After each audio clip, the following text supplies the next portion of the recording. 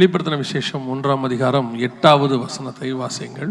வெளிப்படுத்தின விசேஷம் 1ஆம் அதிகாரம் 8வது வசனம்.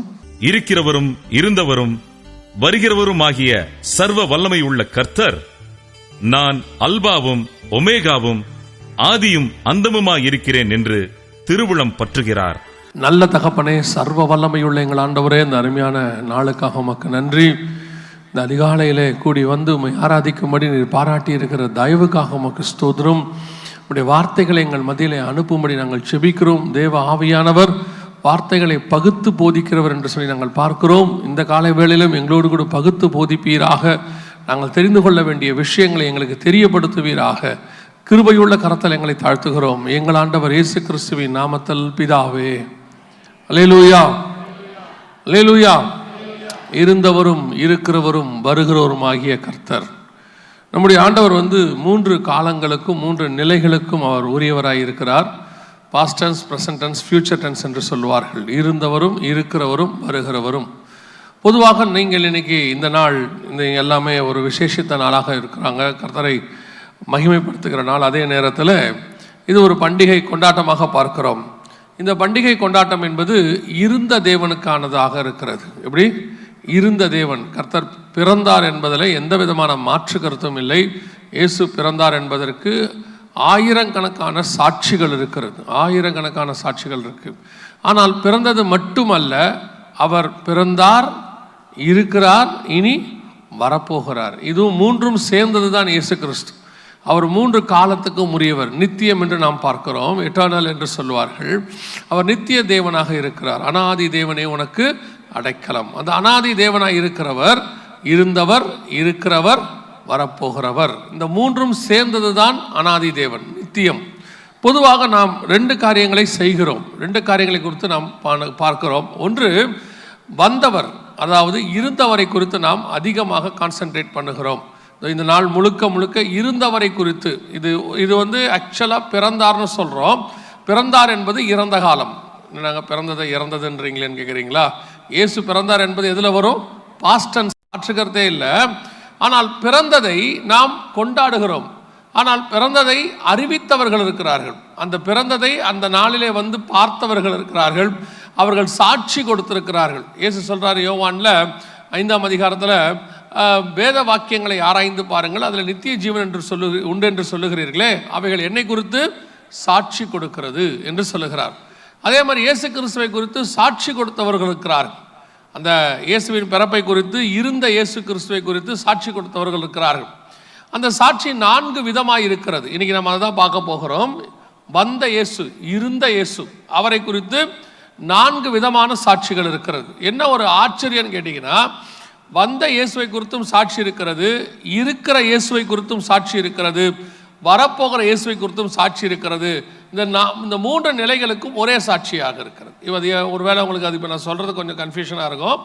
நாங்கள் முதலாவதாக வாசிங்க பார்ப்போம். மத்தேயு எழுதின சுவிசேஷம் 2ஆம் அதிகாரம் 4 முதல் 6 வசனங்களை வாசிங்கள் பார்ப்போம். அவன் பிரதான ஆசாரியர், ஜனத்தின் வேத பாரகர் எல்லாரையும் கூடி வரச் செய்து, கிறிஸ்துவானவர் எங்கே பிறப்பார் என்று அவர்களிடத்தில் விசாரித்தார். அதற்கு அவர்கள், யூதேயாவில் உள்ள பெத்லஹேமிலே பிறப்பார். அதேனென்றால், யூதேயா தேசத்தில் உள்ள பெத்லஹேமே, யூதாவின் பிரபுக்களில் நீ சிறியதல்ல. என் ஜனமாகிய இஸ்ரவேலை ஆளும் பிரபு உன்னிடத்திலிருந்து புறப்படுவார் என்று தீர்க்கதரிசியினால் எழுதப்பட்டிருக்கிறது என்றார்கள். இயேசு கிறிஸ்துவினுடைய பிறப்பு என்ன செய்யப்பட்டிருந்தது? ஏற்கனவே எழுதப்பட்டிருந்தது. வேத வசனத்தின்படி ஆராய்ந்து பார்க்கிறார்கள். ஆராய்ந்து பார்த்தபோது வசனத்தின்படி இயேசு கிறிஸ்துவானவர் பிறப்பார், யூதேயாவிலே பிறப்பார், எப்ராத்தா என்று அநேக காரியங்களை அந்த இடத்துல நாங்கள் வேதத்தில் வாசிக்கிறோம். யூதேயா பட்டணத்தில் உள்ள பெத்லஹேமிலே பிறப்பார் என்று சொல்லி எல்லா காரியங்களும் சொல்லப்படுகிறது. இது வேத வாக்கியத்தில் எழுதப்பட்டிருக்கிறது, தீர்க்கதரிசியினால் எழுதப்பட்டிருக்கிறது இருக்கிறது.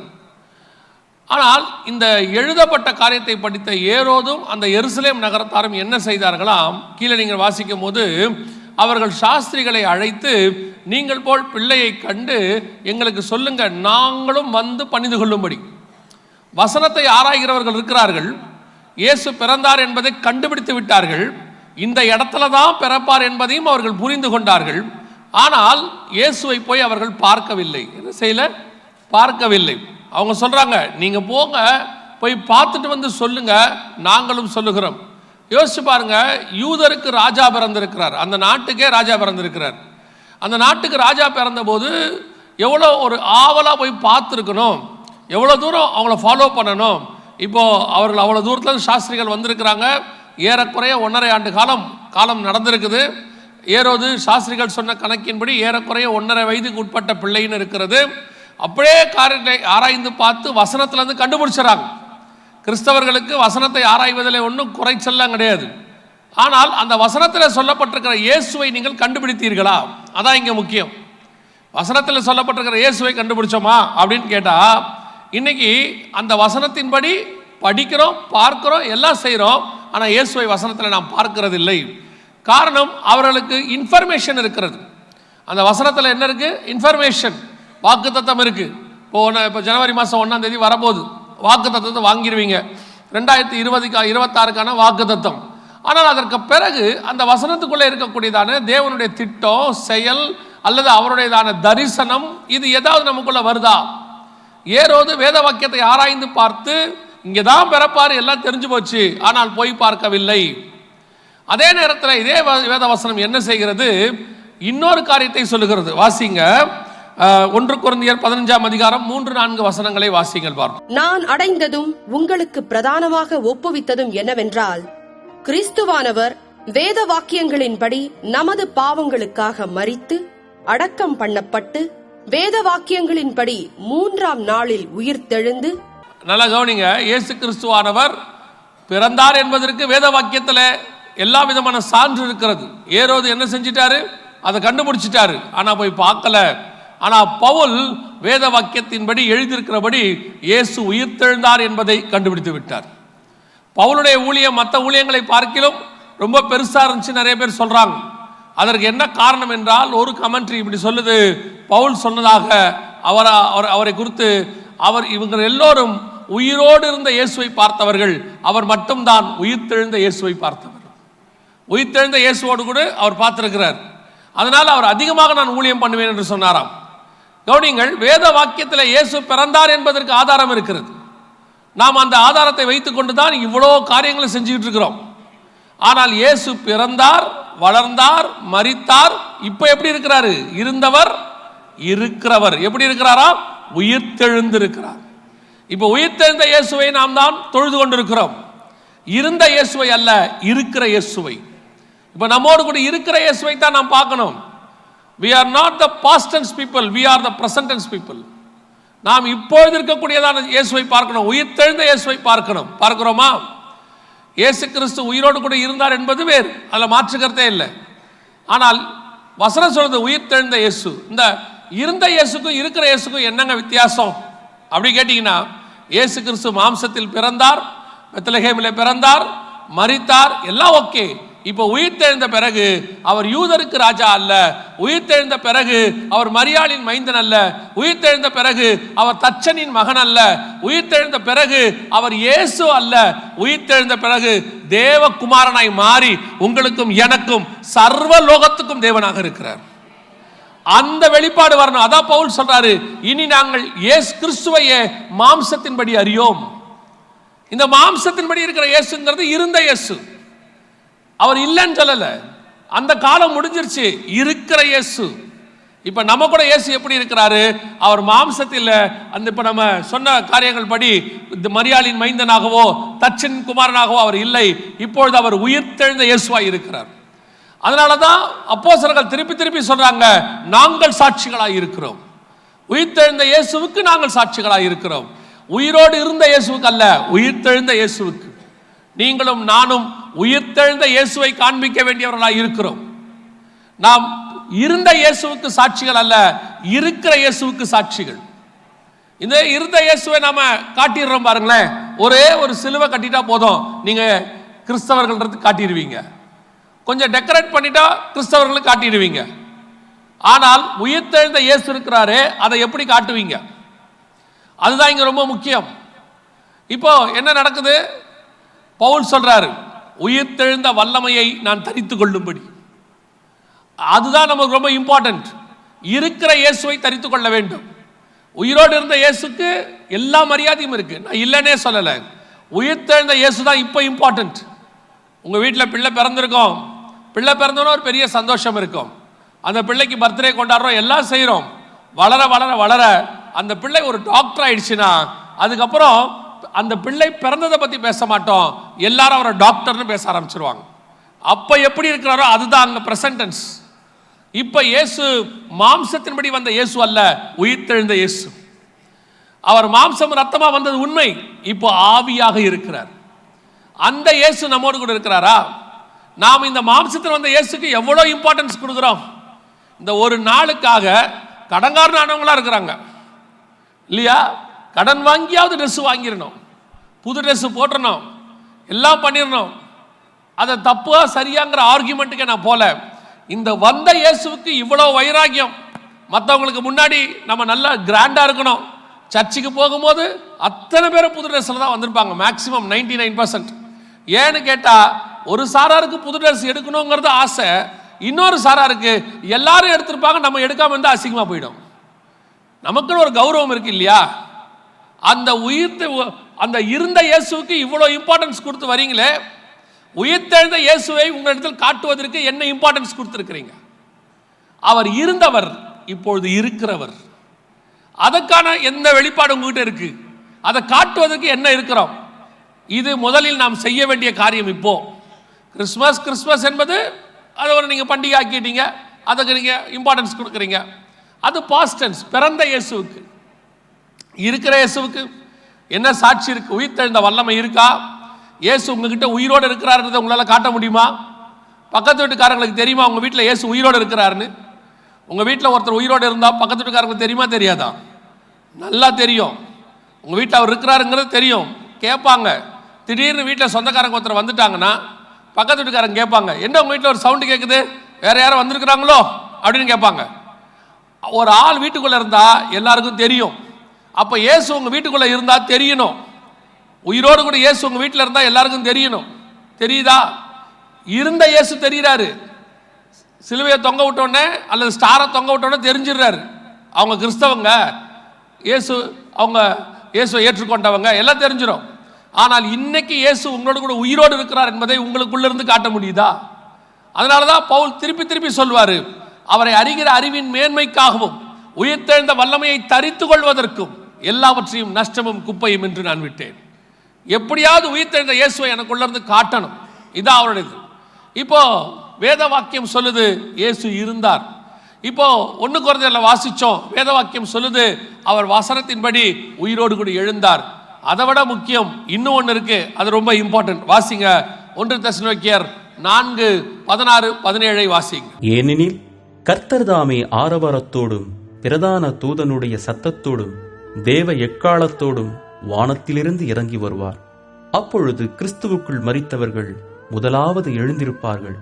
பின்பு உயிரோடு இருக்கும் நாமும் கர்த்தருக்கு எதிர்கொண்டு போக மேகங்கள் மேல் அவர்களோடே கூட ஆகாயத்தில் எடுத்துக் கொள்ளப்பட்டு இவ்விதமாய் எப்பொழுதும் கர்த்தருடனே கூட இருப்போம். அதான் ரொம்ப இம்பார்ட்டன்ட். இவ்விதமாய் எப்பொழுதும் கர்த்தரோடு கூட இருப்போம். ஆகையால் இந்த வார்த்தைகளினாலே ஒருவரை ஒருவர் தேற்றுங்கள். வேத வாக்கியத்தின்படி இயேசு பிறந்தார், வேத வாக்கியத்தின்படி இயேசு உயிர்த்தெழுந்தார், இருந்தவர் இருக்கிறவர். வேத வசனம் சொல்லுகிறது, இந்த வார்த்தையினாலே ஒருவரை ஒருவர் தேற்றிக்கொள்ளுங்கள். எந்த வார்த்தையில? இருந்த இயேசு, இருக்கிற இயேசு மீண்டும் வரப்போகிறார். அல்லேலூயா. இந்த வார்த்தையினாலே தேற்றிக்கொள்ளுங்கள். இருக்கிற இயேசுவுக்கு சாட்சியா இருக்க வேண்டியது அவசியம். அதை விட முக்கியம், வரப்போகிற இயேசுவோடு கூட போக வேண்டும். இருந்தவரும் இருக்கிறவரும் வரப்போகிறவரும் ஆகிய. இப்போ வசனம் சொல்லுது அவர் பிறப்பதற்கு சாட்சி இருக்கு. ஏசாயா தீர்க்க தரிசனம் சாட்சி இருக்கு. அவர் உயிரோடு கூட எழும்பதற்கு சாட்சி இருக்கிறது. அதே நேரத்தில் உங்களுக்கும் எனக்கும் வரப்போகிற இயேசு பத்தின வசனம் இருக்கு. அந்த வசனத்துக்கு நீங்க என்ன ரெடியா இருக்கிறீங்க? இருந்த இயேசு எழுதி கொடுத்துருக்காங்க, அதை நீங்க ரொம்ப இம்பார்ட்டண்டா படிச்சு அதுக்கு இவ்வளோ காரியம் செய்றீங்க. நல்லது, அது உங்களுடைய விருப்பம். வசனத்தின்படி இயேசு பிறந்தாருங்கிறத நம்புறீங்க, உயிர்த்தெழுந்தாருங்கிறதையும் நம்புறீங்க.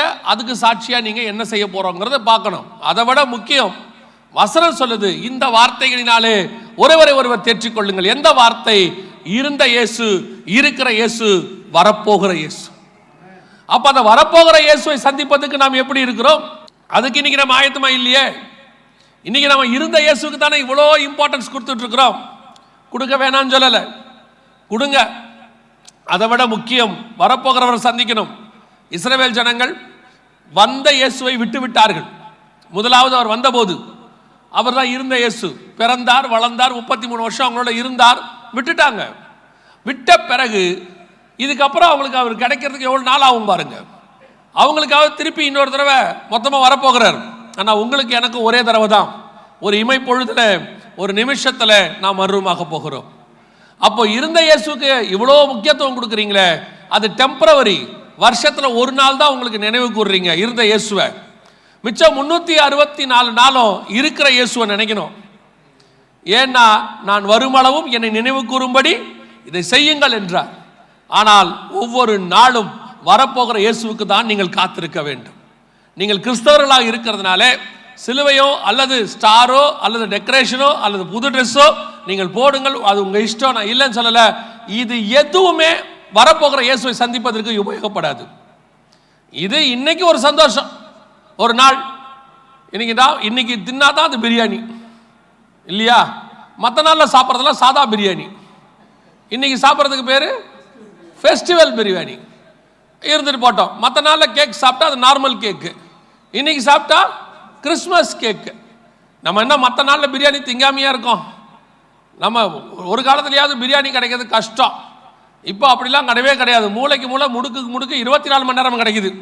காலைல 3 மணிக்கும் கிடைக்குது, 6 மணிக்கும் கிடைக்குது.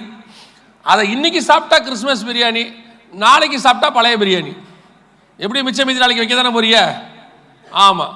இதுக்கெல்லாம் இருக்கட்டும், வரப்போகிற இயேசுக்கு அதுக்கு நம்ம என்ன கான்சன்ட்ரேட் பண்ணியிருக்கிறோம்? அவரை சந்திப்பதற்கு எந்த அளவுக்கு ஆயத்தப்பட்டிருக்கிறோம்? அதான் ரொம்ப முக்கியம். முதலாவதாக வேத வாக்கியத்தை ஆராய்ந்து பார்த்து வந்த இயேசுவை ஏரோது விட்டுட்டான், இஸ்ரவேல் ஜனங்கள் விட்டுட்டாங்க. உயிர்த்தெழுந்த இயேசுவை நாம் பிடித்து கொண்டிருக்கிறோம். நல்லது, அதற்கு சாட்சியா இருக்க வேண்டும்.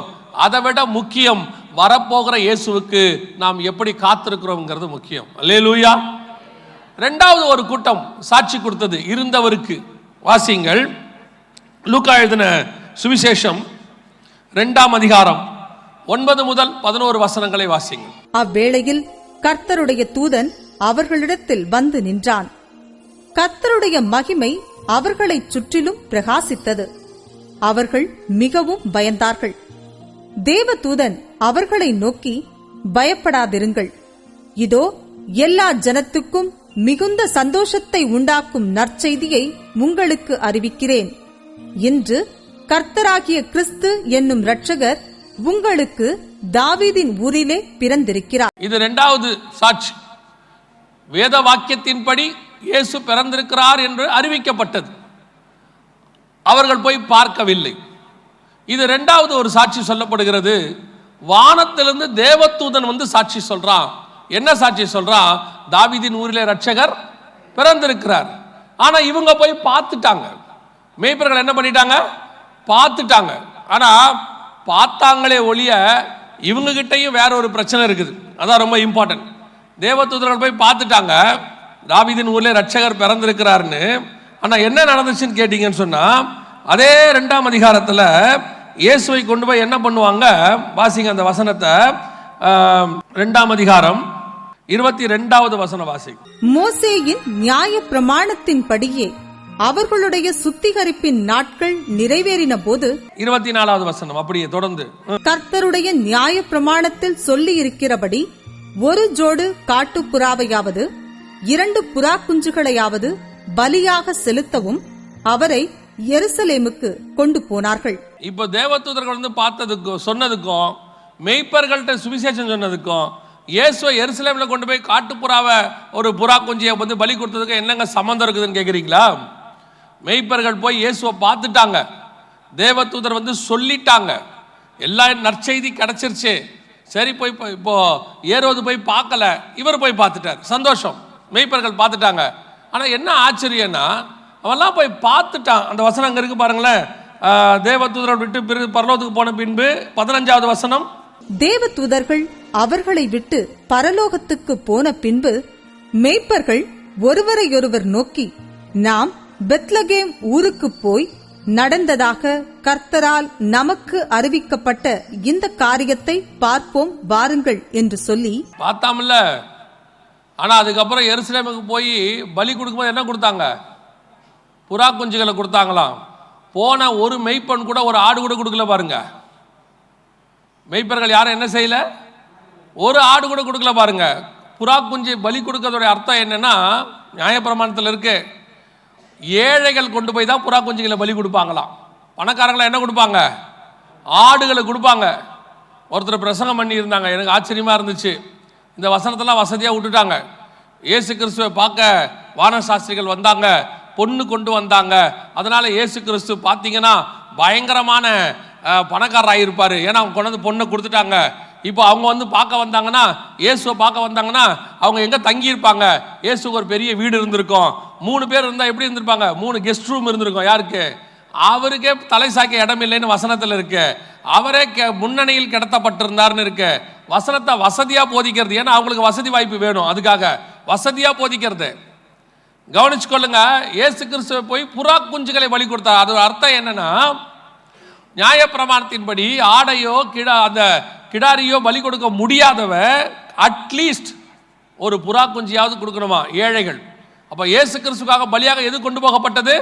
புறா குஞ்சு கொண்டு போகப்பட்டது. 2வது, மெய்ப்பர்களுக்கு அறிவிக்கப்பட்டது ஒரு நற்செய்தி, இயேசு பிறந்திருக்கிறார் என்று. போயாச்சு, பார்த்தாச்சு. ஆனால் அவர்களால் இயேசுவுக்கு ஒரு ஆட்டை கூட பலி கொடுக்க முடியவில்லை. இது 2வது கூட்டம். இயேசுவை பார்த்துருவாங்க, அதுல மாற்று கருத்துலாம் இல்லை. ஆனால் இயேசுவுக்கு என்ன கொடுக்கிறோம் என்பதுதான் முக்கியம். இப்ப நான் ஆஃபரிங்கை பத்தி பேசல, திருப்பியும் சொல்றேன். நான் இப்ப ஆஃபரிங்கை பத்தி பேசல. இயேசுக்கு என்ன கொடுக்குறோம்? அவரே ஆட்டுக்குட்டி, அதை விட்டுருங்க, அவரே தேவாட்டுக்குட்டி. ஆனா போய் பார்த்தா அவரை பத்தி கண்டார்கள், ப்ரூஃப் கிடைச்சிச்சு. அடுத்த வசனம் சொல்லுது, போய் பிரசித்தம் பண்ணினார்கள். எல்லாம் உண்மைதான். ஆனால் இவர்கள் அந்த மகாதேவனுக்கு, அந்த வானத்தையும் பூமியும் உண்டாக்கின தேவனுக்கு போய் பார்க்கும் பொழுது அவர்கள் எதையுமே அவர்கள் கொண்டு போய் கொடுக்கல. மேய்ப்பார்கள் ஒரு ஆட்டை கூட கொடுக்கல பாருங்க. இது அடுத்து நம்மளை மாதிரி ஆட்கள், நம்ம எல்லாம் அந்த தேவதூதர்கள் சொல்றதை கேட்டுருவோம். ஆனால் இயேசுவுக்கு என்ன கொடுக்கிறோம்? அவருக்கு என்ன கொடுக்குறோம்? போய் பார்த்துட்டு வர குரூப் இருக்குது. இயேசுகிட்ட போன வண்ணமாய் வரவங்க. அவர்களால் இயேசுவுக்கு ஒரு பிரயோஜனம் இல்லை. திருப்பியும் சொல்றேன், நான் ஆஃபரிங்கை பத்தி பேசல, பணத்தை பத்தி பேசல, நாம் நம்மையே ஜீவாதார பலியாக கொடுப்பதை பத்தி பேசுறேன். இயேசுவுக்கு நாம் என்ன செய்திருக்கிறோம்? இயேசுவுக்கு பர்த்டே, அதான இன்னைக்கு ட்ரெஸ் வாங்கி நீங்க போட்டீங்க, இன்னைக்கு பிரியாணி தந்தி நீங்க சாப்பிட போறீங்க, கேக்கை வாங்கி நீங்க தின்ன போறீங்க, பலகாரத்தை செஞ்சு பக்கத்து வீட்டுக்கு கொடுக்க போறீங்க. அந்த பலகாரமும் ரொம்ப ஞானமா கொடுப்பீங்க. யார் உங்களுக்கு கொடுத்தாங்களோ அவங்களுக்கு தான் கொடுப்பீங்க. அப்படித்தானே? கொடுத்து அனுப்பும் போதே பையன்கிட்ட சொல்றது, தட்டில் வச்சு அனுப்பும் போது, எதிர் வீட்டில் கொடு, பக்கத்து வீட்டில் கொடுத்துடாத. அவங்க தீபாவளிக்கு பொங்கலுக்கு நமக்கு ஒன்றுமே தரல, அவங்க தான் கொடுத்தாங்க, அவங்களுக்கு கொடு. அவன் ஒருவேளை மாற்றி கொடுத்துட்டான்னா ஒரு தட்டு பலகாரத்தை, கிறிஸ்மஸ் அன்னைக்கு அவன் வாங்குற அடி அவனுக்கு தான் தெரியும். சொல்லி சொல்லி கொடுத்தா, படித்து சொன்னேன், அங்கே போய் கொடுத்துட்டு வந்துருக்கு எருமாடு. அவன் ஒன்றும் கொடுக்க மாட்டான். அவன் வீட்டுக்கு கொண்டு போய் என்ன 2 பீஸ் கேட்க கொடுத்ததுக்கு உங்களுக்கு அவ்வளவு. இப்படி ஒரு கூட்டம் இருக்கு. ஆனால் பார்த்தீங்கன்னா சும்மா கிராண்டாக வந்து இயேசுவை சந்திச்சுட்டு போகிறது.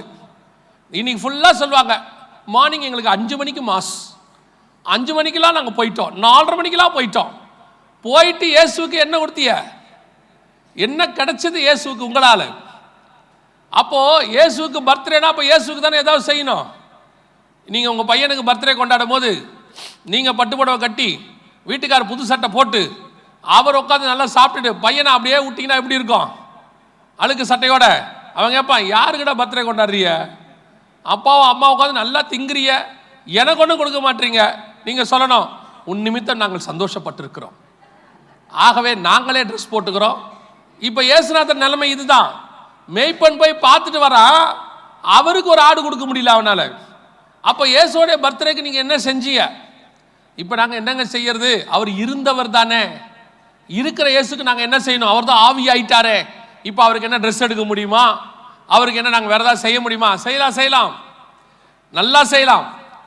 ஒரே ஒரு வசனம் இயேசு அழகா சொல்லிட்டு போயிட்டாரு, இந்த தரித்திரரில் வறியவர்களில் அவர்களுக்கு என்ன செய்கிறீர்களோ அதை எனக்கே செய்கிறீர்கள். கிறிஸ்மஸ்ங்கிறது, உங்க பாஷையில் சொல்றேன், கிறிஸ்மஸ்ங்கிறது த டே ஆஃப் சாக்ரிஃபைஸ். இயேசு கிறிஸ்து என்கிற ரட்சகர் பிறந்தார். அனைத்து ஜனங்களுடைய பாவத்தை சுமந்து தீர்க்கிறவர் பிறந்தார்னு இருக்கு. ரட்சகர் பிறந்திருக்கிறார் தாவீதின் ஊரிலே. அப்போ இயேசு கிறிஸ்துவோட பர்த்டேவை கொண்டாடுறீங்கன்னா உங்களுக்கு ட்ரெஸ் எடுக்கிறது உங்க இஷ்டம். எடுக்க வேண்டியது இல்லாதவனுக்கு முதல்ல அவனுக்கு தான் எடுக்கணும். எடுத்துட்டு தான் உங்களுக்கு எடுக்கணும். நம்ம வீடுகளெல்லாம் ஒரு பழக்கம் உண்டு, இப்போ குறைஞ்சிருச்சு, முன்னாடி உண்டு. சம்பளம் வந்த உடனே தசம பாகத்தை ஒரு கவரில் போட்டு ஃபஸ்ட்டு வச்சுருவாங்க. முதல்ல வச்சுட்டு அதுக்கப்புறம் தான் மிச்சத்தை செலவு பண்ணுவாங்க. அது இந்த ஜென்ரேஷனில் கிடையாது, போன ஜென்ரேஷனில் உண்டு. சம்பளம் வந்த உடனே அந்த சொல்லுவாங்க, இப்போ தசமாக எடுத்துருங்கப்பாங்க, எடுத்து வச்சுருவாங்க. அந்த ஃபர்ஸ்ட் ப்ரிஃபரன்ஸ். அதே மாதிரி தான் இன்னைக்கு இயேசுவுக்கு ஃபர்ஸ்ட் ப்ரிஃபரன்ஸ். என்ன கொடுத்தீங்க? எத்தனை பேர் ஒரு ஏழைகளை போய் பார்த்தீங்க? எத்தனை பேர் இல்லாதவங்களுக்கு எடுத்து கொடுத்தீங்க?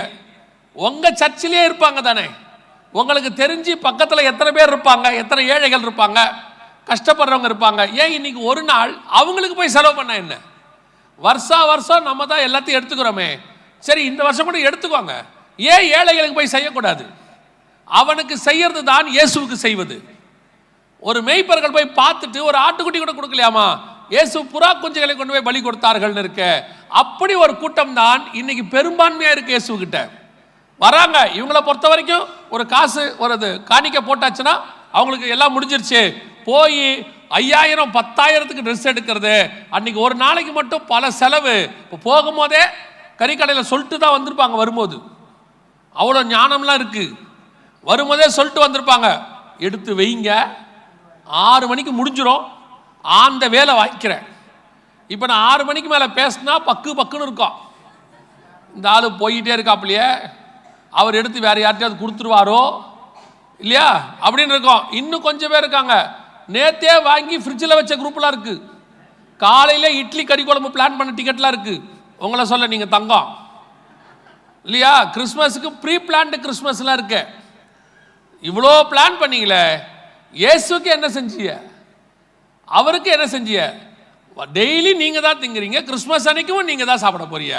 ஏன் இந்த ஒரு நாள் உங்க பிள்ளைகளை கூட்டிட்டு போய் ஏதோ ஒரு ஆர்ஃபனேஜில், ஏதோ ஒரு ஓல்டேஜ் ஹோம்ல, ஏன் ஒரு இல்லாத ஆட்களை போய் பார்த்து அவங்களோட ஒரு நாள் ஸ்பெண்ட் பண்ண என்ன? நான் சொல்றேன், உண்மையான கிறிஸ்மஸ் அங்கே தான் இருக்கிறது, உங்க வீட்டில் இல்லை. நீங்க என்ன பண்ண போறீங்க? காலையில் உட்காந்து டிவி பார்க்க போறீங்க. இல்லை நீங்க ஆசீர்வாதம் டிவி தான் பார்ப்பீங்க. நான் இன்னும் உங்களை தப்பா சொல்லலை. சினிமா பார்க்க போறீங்க நான் சொல்லலை, நீங்க பார்ப்பீங்கன்றது உங்களுக்கும் தெரியும், எனக்கும் தெரியும்.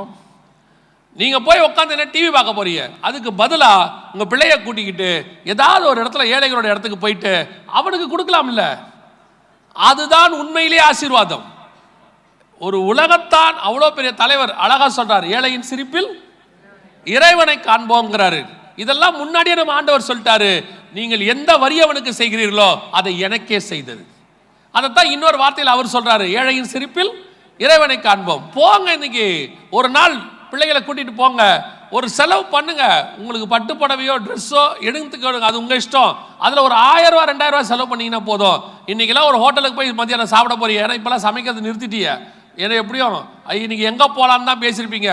ஒரு 10 வருஷத்துக்கு முன்னாடி என்ன செய்யலான்னு கேட்பாங்க, இப்போ எங்க போலான்னு தான் கேட்கறாங்க. என்ன செய்யலாங்கிற வார்த்தையே இல்லை, இப்ப எங்க போலாம். ஏன்னா நேத்தே வேற முடிவு பண்ணியிருப்பீங்க. அதனால எங்க வேணா போங்க, போறதுக்கு முன்னாடி பிள்ளைய அந்த இடத்துக்கு கூட்டிட்டு போங்க, பிள்ளைகளை கொண்டு போய் காட்டுங்க. அவனுக்கு நீங்கள் சொல்லிக் கொடுக்க வேண்டிய மிக முக்கியமான பாடம், இவர்களுக்கு என்ன செய்கிறோமோ அதை நாம் இயேசுவுக்கு செய்கிறோம். அதுதான் அடுத்த ஜெனரேஷனும் உங்கள் பிள்ளைக்கு ஆசீர்வாதத்தை கொண்டு வரும். நீங்கள் உங்களை பார்த்து தான் உங்க பிள்ளை கற்றுக்கொள்ளும். அவன் கடைசி வரைக்கும் சொல்லுவான். நம்ம வீடுகளெல்லாம் இன்னைக்கும் பைபிள் வாசிக்கிற பழக்கம் ஏன் இருக்குன்னா, நம்ம தாத்தா வாசிச்சதை அப்பா பார்த்தாங்க, அப்பா வாசிக்கிறத நம்ம பார்த்தோம். அது ஒரு பழக்கமா நமக்குள்ள வந்துருச்சு. அது அது தியானிக்கிறது ரெண்டாவது, ஒரு பழக்கம் வந்துருச்சு இல்ல. அதே மாதிரி உங்க பிள்ளைய கொண்டு போய் இந்த மாதிரி இடங்கள்ல விட்டீங்கன்னா அது ஒரு பழக்கமா மாறும். சும்மா போய் 2000 பேருக்கு 1000 பேருக்கு அன்னதானம் போடுங்கன்னு சொல்லல, ஒரு 10 பேருக்கு 5 பேருக்கு ஒரு ஆளுக்கு 100 ரூபாய்க்கு சாப்பாடு வாங்கி கொடுத்தா 500 ரூபா தான் வரும். போய் ஹோட்டலில் நீங்க மதியானம் உட்கார போறீங்க, குடும்பமே சாப்பிட்டீங்கன்னா 3000 ரூபாய் பில் வரப்போகுது கன்ஃபார்மா. ஆமா தானே? அதுல பாதி மிச்சம் போட போறீங்க. முந்தியாவது சாப்பாடை வாங்கினோன்னு ஜோம் பண்ணுவீங்க, இப்போ ஜோமும் பண்றதில்ல. சாப்பாடு வந்தோன்னே போட்டோ எடுக்கிறீங்க வச்சு. முதல்ல என்ன எடுக்கிறாங்க? போட்டோ எடுக்கிறா. எடுத்து நம்ம சாப்பிட்டு முடிக்கிறதுக்குள்ள வாட்ஸ்அப்பில் போட்டு விட்டுருது இல்லையா? சாப்பிட்டு முடிச்சுட்டு வரும்போது அவன் ஃபோன் பண்ணி கேட்குறான், என்ன ஹோட்டலில் இருக்கீங்க போல, நீ எப்படா கண்டுபிடிச்ச? நாங்கள் ஹோட்டலில் இருக்கிறது அதான் ஸ்டேட்டஸில் இருக்குதே. அதனால் இப்போ நீங்கள் போய் சாப்பிட்டீங்கன்னா எப்படியும் 2000 3000 பில்லு வரப்போகுது. ஏன் ஒரு 500 1000 ஏழைக்கு செலவு பண்ணா என்ன? அவ்வளோ மெய்ப்பர்கள் வந்து பார்த்துட்டு அந்த இயேசு கிறிஸ்துக்கு ஒரு ஆடு கூட கொடுக்கலையாமா, இயேசு கிறிஸ்துக்கு புறா கொஞ்சம் பலி கொடுத்தாருன்னு இருக்கு. இந்த கூட்டமாய் நீங்களும் நானும் இருக்கக்கூடாது. பார்க்கறது நல்லது, வர்றது நல்லது, ஆனால் உங்களாலையும் இயேசு கிறிஸ்துக்கு ஏதாவது பிரயோஜனம் இருக்கணும். போய் திருப்பியும் சொல்கிறேன், எங்களுக்கு கொடுக்கறத பற்றி பேசலை, நான் பேசுவது இயேசுக்கு கொடுக்குவதை பற்றி. போய் இன்னைக்கு ஒரு பிளான், இன்னைக்கு சின்ன பிளான், ஒன்றும் கெட்டும் போகலை, போகும்போதே ஒரு டிசைட் பண்ணலாம். சரி, ஏதாவது ஒரு ஓல்டேஜ் ஹோமில், அதை விட இன்னொரு ஓல்டேஜ் ஹோம் இருக்குது தெரியுமா, அங்கே போங்க, நல்லது. உங்கள் மாமியார் மாமனாரை வச்சுருப்பீங்க ஒரு இடத்துல, இன்றைக்காவது போய் அவங்கள பாருங்க. இன்றைக்காவது இதில் சிலதெல்லாம் இருக்குது, ஊருக்கே சர்வீஸ் பண்ணுது, மாமியாருக்கு சோறு போடாது. உங்களை சொல்ல வேலைச்சேரியில் இருக்கிறவங்களாம் நல்லவங்க, நான் பேசுறது எல்லாமே விழுப்புரத்துக்கு அந்த பக்கம் இருக்கு. இன்னைக்காவது போய் உங்கள் மாமியாருக்கோ உங்கள் அம்மாவுக்கோ, சிலர்லாம் இருக்கான் ஃப்ரெண்ட்ஸுக்கு கூட்டு போய் இன்னைக்கு உட்காந்து கிறிஸ்மஸுக்கு எல்லாம் வாங்கி கொடுக்குறான், அப்பா அம்மாவுக்கு ஒன்றும் வாங்கி கொடுக்க மாட்டேங்கிறான், போய் பார்க்க கூட மாட்டேங்கிறான். ஊருக்கே போடுறான் வாட்ஸ்அப்பில் ஹாப்பி கிறிஸ்மஸ் ஹாப்பி கிறிஸ்மஸ்னு. ஒரு 2 நிமிஷம் உங்கள் அம்மா அப்பா கிட்ட ஃபோன் பண்ணி பேசுனீங்களா? அவங்ககிட்ட ஒரு ஃபோன் பண்ணி எப்படி இருக்கீங்கன்னு கேட்டிங்களா? இப்படி எந்த ஒன்றுமே செய்யாமல் நீ கிறிஸ்மஸ் கொண்டாடி என்ன பிரயோஜனம்? யாருக்கு பிரயோஜனம்? யாருக்காக உங்களுடைய கிறிஸ்மஸை கொண்டாடுறீங்க? ஆண்டவர் சொல்லக்கூடியது, இந்த ஏழைகளுக்கு எதை செய்தீர்களோ அதை எனக்கே செய்தீர்கள். போய் உங்கள் பெற்றோரை போய் முதல்ல பாருங்க, உங்கள் மாமனார் மாமியாரை போய் பாருங்க, அதுக்கப்புறம் ஏழைகளை பாருங்க. உங்கள் கிறிஸ்மஸ் அர்த்தமுள்ள கிறிஸ்மஸாக இருக்கும். இல்லைன்னா வேஸ்ட் அது. அதனால ஒரு பிரயோஜனம் இல்லை. கல்யாணத்துக்கு எப்படி போயிட்டு வரீங்களோ அந்த மாதிரி தான் சர்ச்சுக்கு போயிட்டு வருவீங்க, ஒரு பிரயோஜனம் இருக்காது. கடைசியாய் வாசிங்க பார்ப்போம். இதான் நீங்களும் நானும் இப்போ வாசிக்க போறது. மத்தேயு எழுதின சுவிசேஷம் 2ஆம் அதிகாரம் 1வது வசனத்தை வாசிங்க. ஏரோது ராஜாவின் நாட்களில் யூதேயாவில் உள்ள பெத்லஹேமிலே இயேசு பிறந்த பொழுது கிழக்கில் இருந்து சாஸ்திரிகள் எருசலேமுக்கு வந்து. நல்லா கவனிங்க, இந்த சாஸ்திரிகள் எங்க இருந்து வந்தாங்க? கிழக்கிலிருந்து வந்தார்கள். நல்லா மனசுல வச்சுக்கோங்க, கிழக்கிலிருந்து வந்தார்கள். இவங்க யாரு? வேத வாக்கியத்தை ஆராய்ந்து பார்த்த எருசலேம் ஜனங்கள் இல்லை, தேவ ஜனங்கள் இல்லை. இவர்கள் தேவனை போய் பார்த்த மெய்ப்பர்கள், ஊழியக்காரர்கள் அல்ல. இவங்க யார் தெரியுமா? இயேசுவை அறியாத புறஜாதியார். இயேசுவை அறியாத புறஜாதியார். இவன் ஒரு அடையாளத்தை பார்த்து கிழக்குலேருந்து என்ன செஞ்சிட்டான்? வந்துட்டான். கிழக்குலேருந்து வந்து யூதருக்கு ராஜா எங்கன்னு கண்டுபிடிச்சிட்டான். கண்டுபிடிச்சு பொன் வெள்ளி எல்லாம் கொடுத்துட்டான். கொடுத்து பர்ஃபெக்ட். நல்லா கவனிங்க, இவன் நட்சத்திரத்தை பார்த்தா, கண்டுபிடிச்சான், பிள்ளை இருக்கிற ஸ்தலத்துக்கு வந்தான், பணிந்து கொண்டான். அதற்கு மட்டுமல்ல, பொன் தூப வர்க்கம் வெள்ளை போலம் எல்லாம் கொடுத்து பர்ஃபெக்ட் பண்ணிட்டு கர்த்தருடைய சித்தத்தை கேட்டு அவன் திரும்பி போயிட்டான். பர்ஃபெக்டான மனுஷன் யாருன்னு கேட்டீங்கன்னா புறஜாதி மக்கள், கிழக்கிலிருந்து வந்தவர்கள். இந்த கிழக்கிலிருந்து வந்தவங்க கோஷ்டியில தான் நீங்களும் நானும் இருக்கிறோம். எப்படிங்க சொல்றீங்கன்னா, அமைப்பின்படி சொல்றேன். அமைப்பின்படி எருசலேமுக்கு கிழக்கே இருக்கிற கடைசி நாடு இந்தியா தான். இந்தியாவும் சைனாவும் தான் எங்க இருக்கு? கடைசியா இருக்கு. அதுக்கப்புறம் வங்காள விரிகுடா இருக்கு. அதுக்கப்புறம் இருக்கிறதுலாம் தீவுகள், சிங்கப்பூர், மலேசியாலாம் சின்ன சின்ன தீவு. பெரிய நாடுங்கிறது துணை கண்டம் அப்படிங்கிறது இந்தியா தான் லாஸ்ட், சைனா தான். அப்போ என்ன எழுதியிருக்கிறாங்கன்னா, இயேசுவை பார்க்க வந்தவங்க ஈரான்ல இருந்தோ சைனால இருந்தோ இந்தியால இருந்தோ போயிருக்கணும். அதான் கிழக்கிலிருந்து வந்த சாஸ்திரிகள்னு எழுதுறாங்க.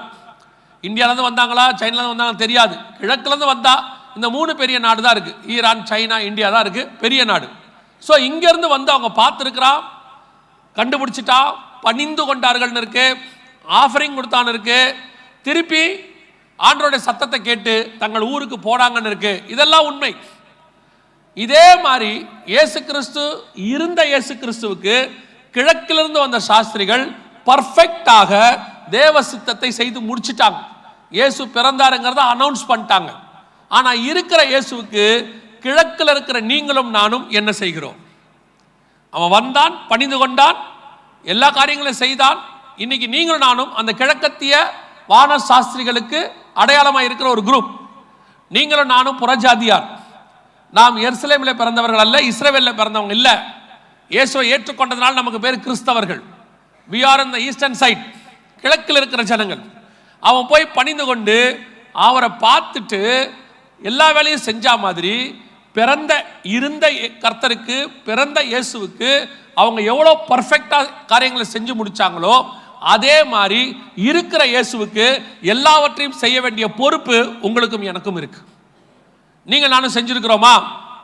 திருப்பி ஆண்டவர் கேட்கிறார், நீங்களும் நானும் அவர்களுக்கு சாட்சியை கொடுக்க வேண்டும், நீங்களும் நானும் அவரை பணிந்து கொள்ள வேண்டும், நீங்களும் நானும் அவருக்கு உகந்ததை கொடுக்க வேண்டும். கர்த்தருடைய சத்தத்துக்கு கீழ்ப்படினோம். தி பெர்ஃபெக்ட் ஈஸ்டர்ன் பீப்புள், கர்த்தர் விரும்புகிற அந்த கிழக்கத்திய சாஸ்திரிகளும் நீங்களும் நானும் தான். அவர்கள் இருந்த இயேசுவுக்கு சாட்சி கொடுத்தார்கள். நீங்களும் நானும் உயிர்த்தெழுந்த இயேசுவுக்கு சாட்சி கொடுக்க வேண்டும். அல்லேலூயா. இப்ப பாருங்க, நம்ம போல ஒருத்தன் கிழக்குல இருந்து சாட்சி கொடுக்கிறான் பாருங்க. வாசிங்க யோபுவின் புஸ்தகம் 19ஆம் அதிகாரம் 25வது வசனம் வாசிங்க. என் மீட்பர் உயிரோடு இருக்கிறார் என்றும் அவர் கடைசி நாளில் பூமியின் மேல் நிற்பார் என்றும் நான் அறிந்திருக்கிறேன். இப்போ இந்த கிழக்குல இருந்து வந்தவங்களை பத்தி சொல்லும் போது ஏன் யோபுவை பத்தி பேசுறீங்க அப்படின்னு கேட்டீங்கன்னா, யோபு வேற யாரும் இல்ல, கிழக்கத்திய புத்திரர்களில் யோபு யார் இருக்காரா? மிகச் சிறந்தவராக இருக்கிறார்னு சொல்லப்படுது. யோபுவின் புஸ்தகம் 1ஆம் அதிகாரத்தை நீங்க வாசிச்சு பாருங்க. அவனுக்கு 7000 ஆடுகளும் 3000 ஒட்டகங்களும் 500 ஏர் மாடுகளும் 500 கழுதைகளும் ஆகிய மிருக ஜீவன்கள் இருந்ததும் அன்றி திரளான பணிவிடைக்காரரும் இருந்தார்கள். அதனால் அந்த மனுஷன் கிழக்கத்தி புத்திரர் எல்லாரிலும் பெரியவனாயிருந்தான். கிழக்கத்திய புத்திரர் எல்லாரிலும். அப்ப யோபு எந்த ஊருக்காரன்? கிழக்கத்திய புத்திரர். எல்லாரும் என்ன சொல்றாங்கன்னா, ஈரானுக்கு பக்கத்துல தான் இருக்கணும்னு சொல்றாங்க. இப்பவும் யோபுவோடைய கல்லறை இந்த பக்கம் தான் இருக்கு, மஸ்கட் பக்கம், ஓமான் பக்கம் அங்கதான் இருக்குதுன்னு சொல்லி பேசிக்கிறாங்க. கிழக்கத்திய புத்திரர், அதாவது இஸ்ரேலுக்கு கிழக்கில் இருக்கிறது. இஸ்ரேலுக்கு கிழக்கில் இருந்து வந்தவர்கள் இயேசு பிறந்தார், இருந்த இயேசுக்கு சாட்சி கொடுத்துட்டாங்க. இப்போ உயிர்த்தெழுந்த இயேசு, இதுல பெரிய ஆச்சரியம் பாருங்க. யோபு இயேசுக்கு முன்னாடி இருக்கிறவர், இயேசு இன்னும் வரவே இல்லை. யோபுவோடைய கணக்குக்கு சொல்றேன். ஆனா ஒரு வார்த்தை சொல்றாரு, என் மீட்பர் உயிரோடு கூட இருக்கிறார், அதுக்கு நான் சாட்சி. இப்ப அப்போஸ்தலர்கள் இதே காரியத்தை 2ஆம் அதிகாரத்தில் சொல்றாங்க. நீங்கள் சிலுவையில் இருந்த இயேசுவை பிதாவாகிய தேவன் உயிரோடு கூட எழுப்பினார், நாங்கள் அதற்கு சாட்சிகளாய் இருக்கிறோம். இந்த கிழக்கத்திய புத்திரர்ல நீங்கள் நானும் இருக்கிறோம். இப்ப நம் மீட்பர் உயிரோடு கூட இருக்கிறார், நம்முடைய ஆண்டவர் ஜீவனோடு கூட இருக்கிறார், இருக்கிறவர். இதற்கு நீங்களும் நானும் யோபுவை போல சாட்சி கொடுக்கிறவர்களாய் இருக்க வேண்டும். இந்த நாடு இருக்குதே, இது கிழக்கத்திய நாடு. இந்த நாடு வேற எதிலையுமே இயேசுவை சுவிசேஷம் சொல்லி இதெல்லாம் நம்ம செஞ்சிட்டோம். மிஷினரிகள் செஞ்சிருக்கிறாங்க, அதுக்கு பின்னாடி இன்ன வரைக்கும் செஞ்சுக்கிட்டு இருக்கிறோம். அதை எல்லாத்தோட ரொம்ப முக்கியம் என்ன தெரியுமா? இந்த ஜனங்கள் உங்ககிட்டயே என்கிட்டயே இருக்கிற இயேசுவை, உயிர்த்தெழுந்த இயேசுவை அவங்க பார்த்துட்டாங்கன்னா போதும், இந்த ஜனங்கள் இயேசுவை ஏற்றுக்கொள்ள போதுமானதாக இருக்கிறது. நீங்கள் அறிவிக்கிற இயேசு, இருந்த இயேசுவை விட உங்களுக்குள்ள இருக்கிற இயேசுவை தான் அவர்கள் பார்க்கணும். உங்களுக்குள்ள இருக்கிற இயேசுவை பார்க்கணும். இன்னைக்கு வீடு கிறிஸ்தவ வீடா இருக்குது, வீட்டுக்குள்ள இயேசு இருக்கிறாரா? பக்கத்து வீட்டுக்காரவங்க சாட்சியா என்ன பார்க்கறான்னு பாருங்க. பக்கத்து வீட்டில் இருக்கிறவங்க உங்களை பார்த்துட்டு, சே இயேசு இருக்கிற வீடு எப்படி இருக்கு பாருங்களேன், இந்த மாதிரி தாங்க இருக்கணும் அப்படின்னு சொல்றானா? இப்போ எகிப்தில் வாதை வந்துச்சு, தலைப்பிள்ளை சங்காரமாச்சு. அதுக்கப்புறம் இஸ்ரவேல் ஒரு வீட்டில் கூட என்ன வரல, ஆட்டுக்குட்டியின் ரத்தம் பூசப்பட்ட ஒரு வீட்டுக்குள்ள மரணம் வரல.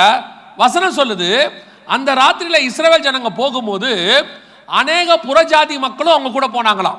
அதோட அர்த்தம் என்னன்னா, அவன்லாம் பார்க்கறான் எல்லா வீட்லயும் மரணம் வந்திருக்குது, இந்த ரத்தம் பூசப்பட்ட இஸ்ரவேல் வீட்டில் மட்டும் மரணமே வரல, அவர்கள் தேவன் தான் பெரிய தேவன். இவங்க சுவிசேஷமே சொல்லல, அவன் பார்க்கறான், பார்த்துட்டு தெரிஞ்சுக்கிறான், எகிப்திய தேவர்களை விட இஸ்ரவேலின் தேவன் பெரியவர். எகிப்து தேவர்கள் காப்பாத்ததை இஸ்ரவேல் தேவன் காப்பாற்றினார். இஸ்ரவேல் தேவனுக்கு இருக்கிற வல்லமை எகிப்திய தேவர்களை மாலும் பெருசு. அது இஸ்ரவேல் ஜனங்களுக்கு தெரியும். போய் மோசே கோலை போட்ட உடனே பாம்பா மாறுச்சு, எகிப்தியர்கள் போட்ட உடனே அதுவும் பாம்பா மாறுச்சு. ரெண்டும் கரெக்டா இருக்கு. ஆனா மோசையின் கோல் எகிப்தியருடைய பாம்பை என்ன பண்ணிருச்சு? விழுங்கிருச்சு. அது வல்லமை வாய்ந்ததுன்னு ப்ரூஃப் பண்ணிருச்சு. இஸ்ரவேலுக்கு தெரியும், அவர்கள் தேவனை விட எங்கள் தேவன் பெரியவர். நமக்கு தெரியும், எல்லா தேவர்களை பார்க்கலாம் நம்முடைய தேவன் பெரியவர். அல்லேலூயா. அது நமக்கு தெரியும். ஆனால் நம்மை சுத்தி இருக்கிற புறஜாதியாருக்கு தெரியணும், நமக்குள்ள இருக்கிற இயேசு உயிரோடு கூட இருக்கிறார். இவர்தான் பெரியவர்னு கண்டுபிடிக்கணும். ஸ்டாரை வச்சு நீ கிறிஸ்தவன் கண்டுபிடிக்க கூடாது, சாட்சியை வச்சு கண்டுபிடிக்கணும் அவன் கிறிஸ்தவன். உங்களுக்கு தெரியுமா, முந்தியெல்லாம் எங்க தாத்தா காலத்தில் சொல்லுவாங்க, ஒரு அரசாங்க வேலையில் மிக முக்கியமான பொறுப்புகளுக்கு கிறிஸ்தவர்களை தான் எடுப்பாங்களாம். அப்போ நான் சொல்றது ஒரு 50 வருஷம் 60 வருஷத்துக்கு முன்னாடி கிறிஸ்தவர்களை தான் வைப்பாங்களாம். ஒரு உண்மையுள்ள போஸ்டிங் இருக்குன்னா அதில் ஃபர்ஸ்ட் ப்ரிஃபரன்ஸ் யாருக்கு கொடுப்பாங்களாம்? கிறிஸ்தவர்கள் கொடுப்பாங்களாம். காரணம் என்ன தெரியுமா, அன்னைக்கு டிஃபால்ட்டாகவே கிறிஸ்தவர்கள் நல்லவர்கள்னு ஒரு நீதிமான்கள் என்கிற பெயர் இருந்துச்சு. லஞ்சம் வாங்க மாட்டாங்க, சிகரெட் பிடிக்க மாட்டாங்க. நான் சொல்றது அன்னைக்கு உள்ள கிறிஸ்தவர்கள், இப்போ இல்லை. நீங்கள் எதுவும் தப்பாக எடுத்துக்க போறியா? இப்போ கிறிஸ்மஸுக்கு தான் நிறைய மதுபானமே விற்கிது. அன்னைக்கு உள்ள நீதிமான்கள், அவங்களுக்கு பரிசுத்தாவி இருந்துச்சா இல்லையான்னு தெரியாது. நம்மளை மாதிரி இன்னைக்கு பயங்கரமா தியாலஜிலாம் தெரியாது. ஆனால் அவர்கள் பேசிக்காவே நல்லவர்களாக இருந்தார்கள். அதனால தான் அரசாங்கத்தில் எல்லாத்துலேயும் ஒரு ப்ரிஃபரன்ஸ் அவங்களுக்கு கொடுத்தாங்க. கிறிஸ்தவர்கள்னா ஒரு சாந்த குணம் இருக்கும், கிறிஸ்தவங்கன்னா ஒரு நீட்னஸ் இருக்கும், கிறிஸ்தவர்கள்னா உண்மை உள்ளவர்களாக இருப்பாங்கன்னு ஒரு சாட்சி இருந்துச்சு ஒரு காலத்தில். அது அப்படி இருக்கும். இப்போ அந்த சாட்சி நம்ம வீட்டில் இருக்கா? பக்கத்து வீட்டுக்காரன் நம்மளை பார்த்து சாட்சி கொடுக்குறானா? கிறிஸ்தவன்னு தெரியுது, ஆனால் கிறிஸ்து உயிரோடு கூட இருக்கிறார், என் மீட்பர் உயிரோடு இருக்கிறார் அப்படிங்கிறது உங்க வீட்டை பார்த்தா தெரியுமா? இது ரெண்டாவது தெரிஞ்சு கொள்ள வேண்டிய மிக முக்கியமான விஷயம். அதாங்க ரொம்ப இம்பார்ட்டன்ட். கிழக்கத்திய புத்திரர், நீங்களும் நானும் கிழக்கத்திய புத்திரர் இருந்த இயேசுவுக்கு கரெக்டாக பண்ணி முடிச்சுட்டாங்க. இருக்கிற இயேசுவுக்கு, உயிர்த்தெழுந்த இயேசுவுக்கு யோபு சொல்றாரு, கிழக்கத்திய புத்திரர் என் மீட்பர் உயிரோடு கூட இருக்கிறார். அவர் நிரூபிச்சு காட்டுறாரு. அவருக்கு பிரச்சனை வந்துச்சு, ஒரு நாள் அந்த பிரச்சனை மாறியது, 2 மடங்கு ஆசீர்வாதம் வந்துச்சு. இப்போ அத்தனை பேர் தெரிஞ்சுக்கிட்டான் இவரோடு கூட தேவன் இருக்கிறார். இன்னைக்கு அன்னைக்கு உள்ள 3 நண்பர்கள் யோபுவை தப்பா பேசினாங்க. இன்னைக்கு உலகத்தில் ஒருத்தன் கூட யோபுவை தப்பா பேச மாட்டான். ஏன் தெரியுமா? தேவன் அவனோடு கூட இருந்தார் என்பது நிரூபணம் ஆயிடுச்சு. அதே நிரூபணம் உங்க மேலேயும் என் மேலேயும் வரணும். உங்க மேலேயும் என் மேலேயும் புறஜாதியார் பார்க்கணும், இந்த தேசம் பார்க்கணும். நீங்கள் சுவிசேஷம் சொல்லுவதை விட நீங்களே சுவிசேஷமா மாறிடணும். அதுக்கப்புறம் என்ன யோசிச்சு பாருங்க, பக்கத்து வீட்டுக்காரர் உங்க முகத்துல சமாதானத்தை பார்த்தானா ஆட்டோமேட்டிக்கா கேட்பான், நீ இவ்வளோ சமாதானமா இருக்கியே எப்படி? அவன் கேட்பான். ஒரு பெரிய நடிகர் அன்னைக்கு சொல்றாரு டிவியில, கோடி கோடியா வச்சிருக்காரு, கோடினா கோடி, அவ்வளோ கோடி வச்சிருக்காரு. அவர் சொல்றாரு, எனக்கு 10% கூட நிம்மதி இல்லைங்கிறாரு. அவர் பேட்டியில் சொல்றாரு, எனக்கு என்ன இல்லை 10% கூட நிம்மதி இல்லைங்கிறாரு. ஆனால் உங்ககிட்டயும் எங்கிட்டையும் அவர்கிட்ட இருக்கிற மாதிரி கோடி கிடையாது. ஆனா அவர் தேடுகிற நிம்மதி உங்ககிட்டயும் எங்கிட்டையும் இருக்கு. அதுக்கு காரணம் நம் தேவன் உயிரோடு கூட இருக்கிறார். உயிரோடு இருக்கிற தேவனால மட்டும்தான் இதெல்லாம் செய்ய முடியும். அது நம்ம வீட்டில் வெளிப்படணும். நீங்க கொடுக்கிற பலகாரம் பக்கத்து வீட்டுக்காரனுக்கு ஒரு நாளோட போயிடும். ஆனால் நீங்கள் கொடுக்கிற சந்தோஷம், சமாதானம், உங்க மேல அவன் பார்க்கிற காரியம், அவனே வந்து கேட்கணும், எங்களுக்கு கொஞ்சம் ஜெபம் பண்ணுங்க. நிறைய நேரத்தில் பார்த்துறீங்களா, ஆஃபீஸில் சொல்லுவாங்க, பிரச்சனை வந்தோம், நம்ம மேலதிகாரி சொல்லுவார், ஏப்பா கொஞ்சம் நீ தான் எனக்காக ஜெபம் பண்ணிக்கிய. ஏன் அவருக்கு தெரியாத கடவுளா? அவர் தேடாத கடவுளா? ஏன் நம்மகிட்ட வந்து சொல்றாருன்னா அவருக்கு நல்லா தெரியும் இவர்கள் ஜெபம் பண்ணா அது நடக்கும். இவர்கள் தேவன் உயிரோடு கூட இருக்கிறார். மேல இருக்கிற ஆபீசர் கீழே இருக்கிறவர்கிட்ட சொல்லுவாரு, ஏப்பா கொஞ்சம் ஜெபம் பண்ணிக்கப்பா, நீ தான் நல்லா ஜெபம் பண்ணுவியாமே அப்படிம்பாரு. அதான் உயிரோடு இருக்கிற இயேசுவுக்கான அடையாளம். நீங்களும் நானும் சாட்சி. இன்னும் ஒரு வசனத்தை வாசிங்க, நான் சொல்லிட்டு முடிக்கிறேன். அதே யோபுவின் புஸ்தகம் 19ஆம் அதிகாரம் 27வது வசனத்தை வாசிங்க. அவரை நானே பார்ப்பேன், அந்நிய கண்கள் அல்ல, என் சொந்த கண்களே அவரை காணும். இந்த வார்த்தையால் நல்லா கவனிச்சுக்கொள்ளுங்க, நானே பார்ப்பேன், அந்நிய கண்கள் அல்ல, என் சொந்த கண்களே பார்க்கும். யோபுவுக்கு உயிர்த்தெழுந்த இயேசுவை பத்தினதான வெளிப்பாடு இருக்குது, உயிரோடு கூட இருக்கிறார்னு. அதுக்கு அடுத்த வெளிப்பாடு ஒன்று இருக்கு, வரப்போகிற இயேசு. அவர் வருவார், பூமியின் கடையாந்தரங்களில் நிற்பார், அவரை நானே பார்ப்பேன், அவர் வரப்போகிறார். இந்த வெளிப்பாடு அந்த கிழக்கத்திய புத்திரனுக்கு இருந்த மாதிரி உங்களுக்கு எனக்கும் இருக்கணும். நமக்கு இப்ப என்னதான் ஆசீர்வாதம் இருந்தாலும், என்னதான் இன்னைக்கு நம்ம வச்சிருந்தாலும், ஒரே ஒரு விஷயம் மட்டும் உங்க மைண்ட்ல ஓடிட்டே இருக்கணும். என்ன இருக்கணும் தெரியுமா? என் மீட்பர் உயிரோடு கூட இருக்கிறார், அவரை நானே பார்ப்பேன், அந்நிய கண்கள் அல்ல, என் சொந்த கண்கள் அவரை பார்க்கும். ஒரு நாள் என் தேவனை என்ன செய்ய போறேன்? பார்க்க போறேன். இங்கே வந்துட்டு போறீங்களே, திருப்பியும் சொல்கிறேன், இங்கே வந்துட்டு போகும்போது நீங்கள் இயேசுவை பார்க்க முடியாது. என்னங்க இப்படி சொல்கிறீங்க? சர்ச்சுக்கு வந்தால் ஆமாம், இங்கே இயேசுவை நீங்கள் பார்க்க முடியாது. இயேசு உங்களுக்குள்ளே தான் பார்க்க முடியும். இங்கே நாங்கள் ஆராதிக்க சொல்கிறோம், வசனம் கொடுக்குறோம். எதுக்கு சொல்லி கொடுக்குறோம் தெரியுமா? இங்கே இருக்கிறார் இயேசு பாருங்கன்றதுக்கு இல்லை, உங்களுக்குள்ள இருக்கிறார் பாருங்கன்றதுக்கு. உயிரோடு கூட இருக்கிறார்ன்றதை சொல்லி கொடுக்குறோம். ஆனால் இன்னொன்று சொல்லி கொடுக்குறோம், உயிரோடு இருக்கிற இயேசுவையும் பாருங்க. இருந்த இயேசுவை நினச்சி வந்துட்டீங்க, இருக்கிற இயேசுவை பாருங்க. அதை விட முக்கியம், வரப்போகிற இயேசுவுக்கு காத்துருங்க. ஏன் தெரியுமா? இதெல்லாம் ஒரு நாள் முடிஞ்சிடும். அதுதான் நித்தியம், எட்டர்னல். அதுக்கு தான் யோபு நல்லா தெளிவாக சொல்கிறாரு, நானே பார்ப்பேன், என் அந்நிய கண்கள் அல்ல, என் சொந்த கண்கள் அவரை காணும். ஒரு நாள் நிச்சயம் பார்ப்பேன். இந்த வசனத்தினாலே 1 Thessalonians 4:17 சொல்லுது, இந்த வார்த்தையினாலே ஒருவரை ஒருவர் என்ன செய்யுங்கள்? தேற்றுங்கள். நிறைய பிரச்சனை இருக்குது, போராட்டம் இருக்குது, அதுக்கு நடுவில் தான் நீங்கள் பண்டிகை கொண்டாடுறீங்க, இல்லைன்னு சொல்லலை. எத்தனையோ பேர் கஷ்டத்துக்கு நடுவில் எல்லாத்தையும் மறைச்சிக்கிட்டு என்ன செய்வாங்க? இந்த ஒரு நாள் சந்தோஷமாக இருறாவா நம்ம காட்டிக்கிறோம். அது இயல்பு, மனித இயல்பு. ஏதோ அதுக்கு நடுவில் கொஞ்சம் ரிலாக்ஸாக இருக்கிறோம் அப்படின்னு நீங்கள் நினச்சிக்கிறீங்க, அது உங்கள் இஷ்டம். ஆனால் இந்த டெம்பரவரி சந்தோஷத்துக்காக நீங்கள் படுறீங்களே, நமக்கு ஒரு பர்மனன்ட் சந்தோஷம் வருகிறது. நம்முடைய தேவன் வந்து நிற்க போகிறார். வானத்திலே அவருடைய சத்தத்தை நாம் கேட்க போகிறோம். ஒரு இமைப்பொழுதில், ஒரு நிமிஷத்தில் நாம் மறுரூபமாக போகிறோம். இப்போ எப்படி நீங்கள் சந்தோஷமாக இருக்கிறீங்களோ இதே சந்தோஷத்தோட அதில் போயிடணும். அதுக்கப்புறம் தான் ரொம்ப மோசம். அதனால் அந்த சந்தோஷத்திலே போய் நீங்கள் ஜாயின் பண்ணிட்டா நல்லது. அந்த சந்தோஷத்தில் போய் நான் ஜாயின் பண்ணால் என்ன பண்ணணும்னா, இப்போ இருந்த இயேசு பிறந்தாருங்கிறது உங்களுக்கு தெரியுது, இருக்கிற இயேசு உங்களுக்குள்ள உயிர் தெழுந்தாருங்கிறதும் புரியுது. இனி இருக்க போகிறவர், வரப்போகிறவர், அவரை பார்க்கணுங்கிற ஆவல் இருக்கணும் உங்களுக்கு, அந்த ஆசை இருக்கணும். இன்னைக்கு நமக்கு அவரை பார்க்குற ஆசை இல்லை, வருவாருங்கிறது உபதேசம், அதான் அந்த அளவில் இருக்கிறோம். வாஞ்சை இல்லை, அந்த வாஞ்சை வரணும். ஆவியும் மனவாட்டியும் வா என்பார்களாக ஒரு காத்திருக்கிற அனுபவம். நீங்கள் இன்னைக்கு இந்த சந்தோஷத்தோடு கூட அப்படியே வருகையிலும் போயிடும். இப்போ நிறைய கஷ்டங்கள் இருக்கு, அந்த கஷ்டங்கள் எல்லாம் மாறிடும். நிறைய பேருக்கு என்ன நம்பிக்கை தெரியுமா? 2025 தான் இவ்வளோ பிரச்சனையாக இருந்துச்சு, 26வது எப்படி இருக்கணும்? நல்லா இருக்கணும். கவனிங்க, உலகம் மோசமாக தான் இருக்கும், உலகம் பிரச்சனையாக தான் இருக்கும். அதுக்கு நடுவில் உங்களை என்னையும் சந்தோஷமாக வைக்கிறவர் ஒருவர் இருக்கிறார்.